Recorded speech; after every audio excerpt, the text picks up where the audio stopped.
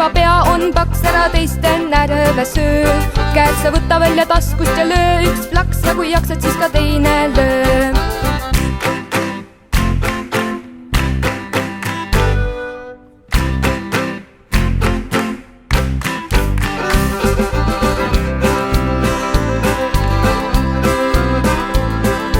Siis kui sul sõpru on üks või kaks, lööge plaksu üheskoos. Mitte midagi ei maksa üks väike plaks, tuju tõuseb vaid ja ongi kogu moos.